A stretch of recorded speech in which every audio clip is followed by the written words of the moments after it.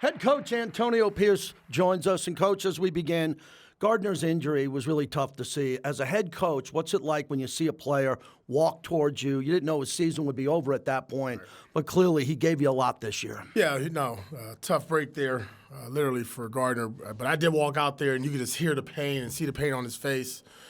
I kind of just told him, man, appreciate everything, because you could tell right away it was going to be something pretty serious. Didn't know the extent until after the game. But Gardner's, man, look, he's been a pro. It hasn't been a year none of us wanted for him or our team. But, the want-to, the desire to fight, the ability to be a pro, coming to work every day, hats off to him. And Christian Wilkins was in an interesting situation, and he was around here too. And Gardner, I just wanted to wrap up his run here because he's on the team. He's going to be in meetings. He's going to support Aiden going forward, or whoever your quarterback is. That's real important. No, it is. He's a Raider. Yeah. And he's one of us. And you never want to see your teammates go down. That's happened now often to us this year.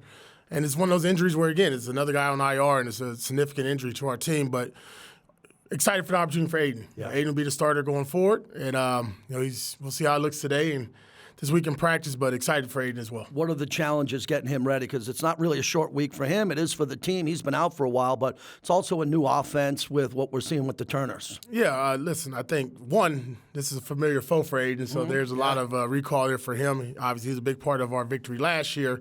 But Aiden has been dialed in the entire time that he's been on IR, in meetings, talking, on the sideline, very engaged. So I'm not worried about him. Got to protect him, got to keep him clean. Don't want to see that hand get hit again. But I think we saw even with Garder what Norv and Scott was able to do. Taking care of the football, getting the ball out of his hand quickly, execution, rhythm throws, moving the ball down the field. We've been moving the ball in offense. Now we just got to finish in the red zone, but we've done a great job moving the ball, and the quarterback play has improved. Let's get into what we've seen, because we've talked a lot about Brock in this studio, but last game you had Jacoby and Trey have really good games. So how do we build on that? Because both of them were very active with the targets. Yeah, listen, we know what we're going to get from Brock each and every week. We're going to keep targeting him, and teams going to keep doubling him and putting their best player, like what happened last week with Pat Surtain. But then that creates other opportunities, right? So Jacoby, big game for him. It was really good to see him have that breakout game statistically, even in a loss, right? Because that's momentum that you could take for the player. But Trey Tucker was the one I was really excited about because we've been struggling to get him the ball. And I thought we did a good job with our scheme offensively of having runaways, crossers, mesh routes to get him the ball. And then late in that game, even when Desmond came in, finding him open. And listen, he got us a shot away at the very end of the game. Yeah. We're getting a yard or 6 inches from the goal line. But the effort that those two gentlemen displayed, I think, speaks volumes about our team. There's no quit, the effort, the determination, the want, the desire. We got to get over the hump and get a win. I know how much you want to run the ball, and that's in your DNA. You had 53 attempts if you had the A.J. throw in there and 43. That's typically 70%. That's normally what you don't want, but typically now with this offense, is that what you get? Because that's where we're at this point in the season, and that's the strength of the team. Well, I would say this. I thought we ran the ball the best we've ran all year. The numbers don't say that, but when I look at X and O's, scheme, hat for hat, the runners being decisive, hitting the hole very fast, very aggressive. I thought Sincere was outstanding. Good. That was my next question. I'm really excited. No, listen, and that's one you're like, that's a game you want to see, that 25-30 plus run game and attempts because of the way he was running the style. And look, when you get fresh legs and you get a guy that's hungry and here's an opportunity for a player like Sincere on the practice squad, hey, look, man, you're going to be the backup running back when we need some carries. And his first one, he pops for like 15, another one like 20 or so down the field.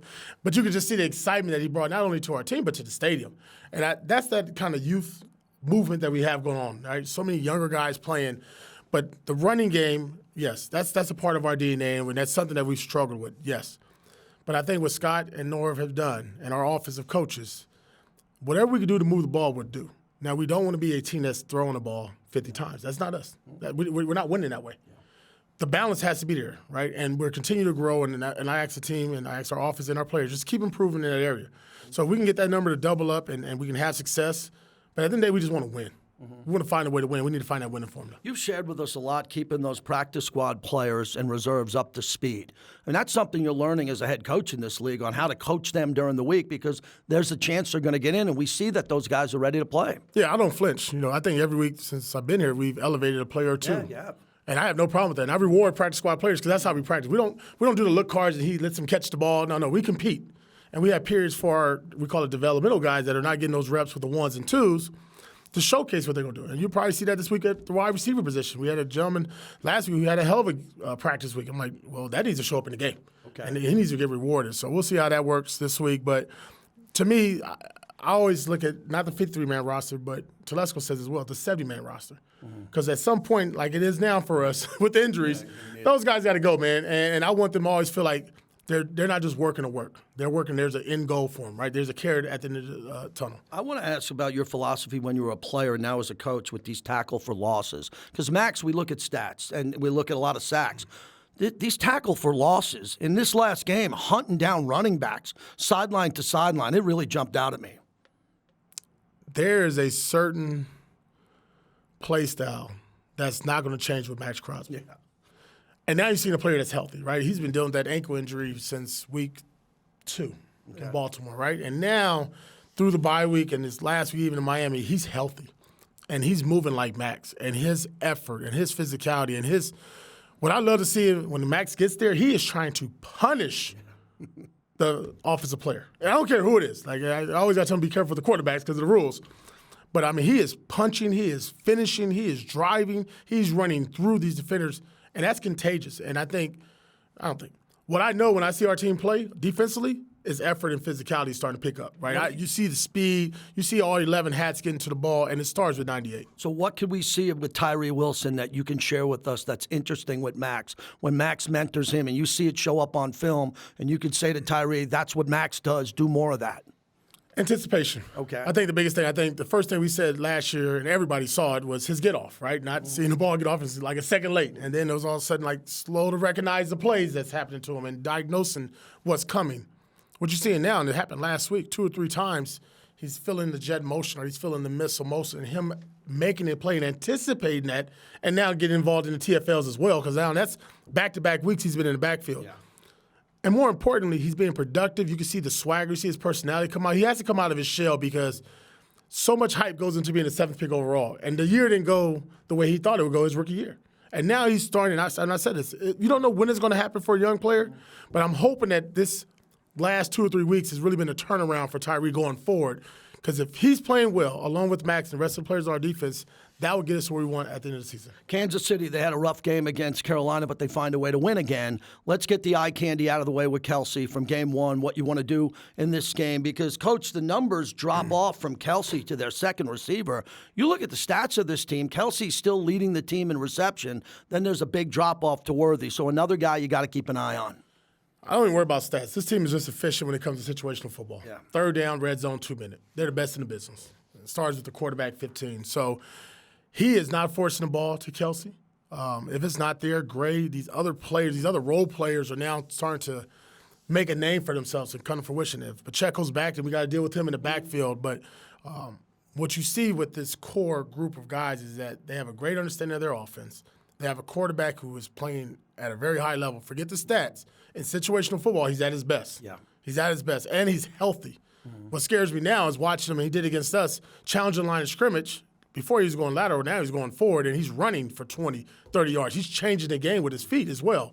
And we got to do a better job that we didn't do in the first game of staying in coverage, forcing him to run the ball. And we got to treat him like a ball carrier now when he does have the ball in his hand. But that team is talented. We understand. We know him well. This is the game. Look, there's not a big motivational speech I have to give our team. No, they're ready, right? They're seeing. They understand. Even that last game, we were in it. We were in it. And again, we had the ball at the 1-yard line. You did. Got to find a way to get it in, man. And that's what I'm telling our guys. And we're on Black Friday. We're excited. We're the only game that's going to be on that day.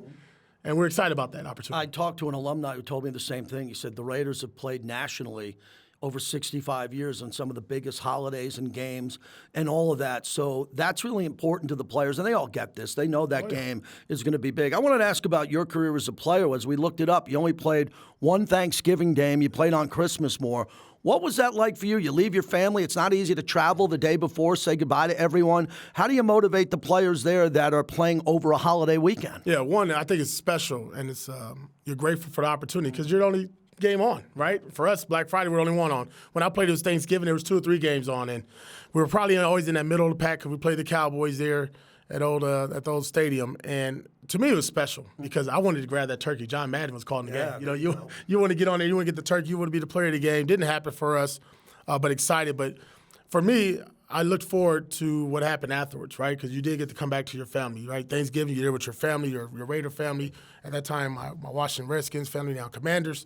But then you go back home, and that's a special moment because those moments always get relived on television year in and year out. And that's no different than us last year when we played on Christmas. And now we're playing on Black Friday. And I told our guys it's a great opportunity for us to showcase that there's a lot of fight in the Raiders. And I know it might not, just real quick, I know it might not look like that in the stat sheet, but I can promise this and I can say this, our team has no quit. They're fighting their asses off. The effort, the brotherhood, the desire and the want to change the narrative again, and we're late in the season, that this is not a losing team. We don't have a losing mindset. We're going to keep working. We'll keep grinding our asses off to figure out how to win and how to change this season. Last one, I see you wearing salute to service. I was on the sidelines as you were talking to the military last week. That's special, isn't it? The way the Raiders put on that show, other than the football game with everything that happens during the game, it was all over the place, the military and the pregame, halftime, and then obviously postgame, they were out on the field. That's special. No, it's special. I mean, I think we have a great relationship. Obviously, we have a player that we drafted from the military, Air Force, and Trey Taylor. So, look, can't say enough for what the military, what they do to our country to serve, to give up their lives. Like, I'm tough. I'm a pretty badass guy, but I don't think I can do what they do, and vice versa. But ultimate respect for them. And, again, the more and more we can do this as a league, as an organization, the better it is for our country. Good luck, Coach. Thank you.